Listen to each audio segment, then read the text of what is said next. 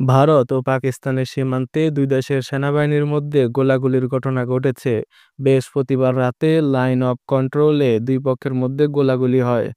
সামরিক সূত্রের বরাত দিয়ে তথ্যটি জানিয়েছে ভারতীয় সংবাদ মাধ্যম এনডিটিভি। তাদের প্রতিবেদনে বলা হয়, পাকিস্তানি সেনাবাহিনী প্রথমে ভারতের কয়েকটি পোস্ট লক্ষ্য করে গুলি চালায়। এর জবাবে ভারতের সেনাবাহিনীও পাল্টা গুলি চালিয়েছে। বিভিন্ন সূত্র আরও দাবি করেছে, ভারতের নিরাপত্তা বাহিনী কার্যকরভাবে জবাব দিয়েছে। তবে গোলাগুলির ঘটনায় হতাহতের কোনো ঘটনা ঘটেনি।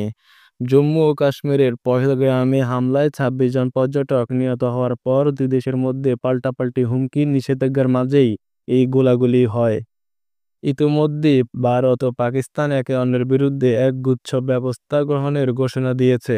এর মধ্যে রয়েছে পাকিস্তানি দক্ষ কর্মী ও কূটনীতিকদের জন্য বিশেষ ভিসা স্থগিত করা। বৃহস্পতিবার ভারতের পররাষ্ট্র মন্ত্রণালয় জানিয়েছে, রোববার থেকে পাকিস্তানি নাগরিকদের জন্য জারি করা মেডিকেল ভিসা সহ সকল ভিসা বাতিল করা হবে।